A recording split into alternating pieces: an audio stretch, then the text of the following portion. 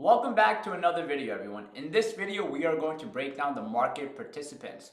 We are going to break down the stock exchange, listed companies, stockbrokers, market makers, institutions, and retail traders. We're basically going to break down everything that basically makes up the market, right? All the people, or all the companies, or all the firms that participate in the market to make it a whole. Okay, so the first, we have something called a stock exchange. So a stock exchange is an organized marketplace that brings all the traders together to facilitate a transaction. To be traded, every stock must list on an exchange for buyers and sellers to meet. Examples: New York Stock Exchange and the NASDAQ, right? So in order for a company to be publicly traded, it has to be listed on a stock exchange, right? A stock exchange could be something like the NASDAQ, it could be something like the New York Stock Exchange, and that's where buyers and sellers are coming to facilitate trades, right? So the overall stock market, right, this is a stock market. Inside the stock market, we have different exchanges, right? And those exchanges are where people go to facilitate trades to buy or sell, and the stock market as a whole has these exchanges in them, right? Next, we have listed companies. Now, inside the exchange, we have certain listed companies. These are companies whose shares are traded on the stock exchange. All the listed companies go through an IPO, known as an initial public offering. So in the stock exchange, so we have the overall stock market. Inside the overall stock market, we have certain stock exchanges. Inside the certain stock exchanges, we have companies that are listed on that exchange, right? For example, we have McDonald's, we have Google, we have Facebook, we have Nike. These companies are listed on certain stock exchanges. If they're not on an exchange, right, they cannot be publicly traded. For them to get on the exchange, for them to enter the market, for them to be publicly traded where people can buy and sell their shares online, they need to do an IPO. If they complete an IPO and they get approved, they will then get listed on an exchange where people can buy and sell the stock. Next, we have stockbrokers, right? So a stockbroker is someone who executes buy and sell orders for clients. Now, back in the day, when we had stockbrokers, it would be you would have to pick up the phone and you would have to call somebody to execute a trade, right?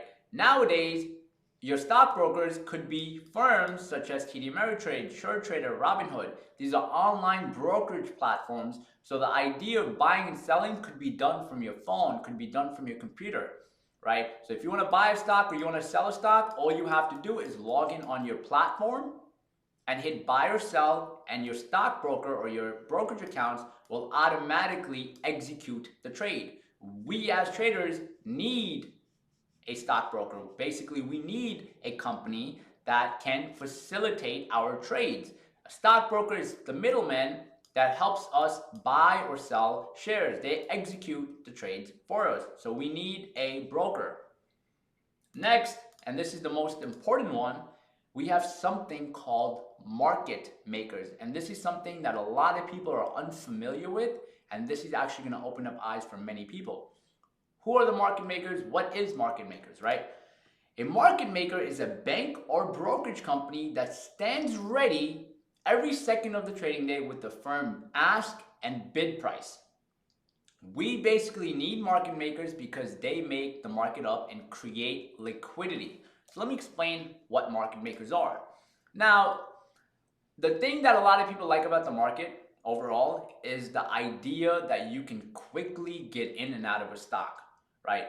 Now, what you have to understand about stocks is if you own, let's say, one share of stock A and you want to sell it, you need someone to buy it from you, right? So once again, if you own one share of stock A, you need someone to buy it from you if you want to sell it. Now, typically, what market makers do is if you process a market order, let's say market is open right now and I process a market order to sell one share. On the receiving end, the market maker's job is to buy the share from you, to make sure there's liquidity, to make sure that orders are always flowing. That is the job of a market maker. So a lot of times when you guys are trading, You aren't even buying or selling from another person. You are actually trading with a market maker. You're maybe buying or selling to a market maker, right? So once again, let's say you want to buy or you want to buy 100 shares of stock A. If you throw in a market order, sometimes no one might be selling 100 shares, but the market makers keep a supply and they're the ones selling to you. And that's what makes the stock market very attractive. It makes it very attractive with the idea that you can immediately buy or sell. Maybe not at the best price available, but the idea that you can immediately buy or sell a stock and there will be someone on the receiving end to take your order, that's where market makers kick in. So we need market makers. They make up the whole market. They make sure that there is liquidity. They make sure that orders are processing efficiently and effectively. Now, what is the role of market makers? Number one, their role is to create liquidity. They make sure that there's always buying and selling going on. The market is always operating in a systematic order, right? Number two, eliminating delays in orders. So think about it. Let's say you wanted to buy 100 shares of stock ABC, right? But no one was selling 100 shares of stock ABC. You would have to maybe wait days or weeks until someone actually sold it to you. Market makers step in and make sure there's no delay. They make sure if you say you want to buy 100 shares of stock ABC at a market order, right? They step in and they execute the order for you. And then last thing, market makers ensure spreads are well stabilized. So basically in the market, there are buyers and sellers. The buyers might want to buy a stock for 10, but the sellers may want to sell for 12. This is the spread. There is a $2 spread. For some stocks, market makers need to close in the spread because a wide spread is not going to keep everything well stabilized. So what they do is they come in and they close in the spread so there's more effective orders going on. Now, the question everyone has is, how do market makers make money? Isn't it illegal? Is it legal? What's going on? So market makers make money by profiting off the difference between the bid and ask price or the spread for a stock. So basically, this is how market makers make money. First and foremost, before I explain how they make money, what you have to understand is market makers take on a lot of risk, right? They take on a lot of risk. So to offset this risk, they do a lot of things to actually, obviously profit. So for example, let's say we have a buyer at $10.08, and we have a seller at, let's say, $10.20. Now, what this means is someone wants to buy the stock for $10.08, someone wants to sell the stock for $10.20. Now, a person might come in and send a market order, right? Someone might say, I want to sell one share, right? I want to sell one share at a market order.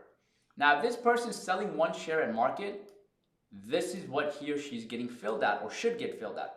Market makers, what they do sometimes, if someone is selling one share, they might buy it at, let's say, $10.08, right? And then they're maybe selling it for $10.11 for the next person that's looking to buy the stock. So they're making that 1 or 2 cents off each transaction, sometimes more, and that's how they're able to offset their risk, right?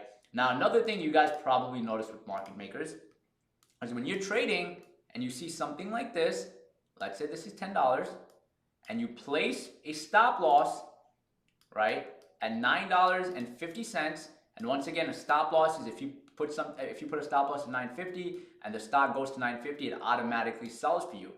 When you put a stop loss at $9.50, I'm pretty sure some people that have traded have been through this. Stock goes to $9.50 and goes up. That's most likely market makers taking your shares, right? They're the ones stepping in and taking your shares because they can see your orders. They can see all your orders because your broker gives them a list of all the orders. Your broker shows them where the stop losses are, shows them where the orders are.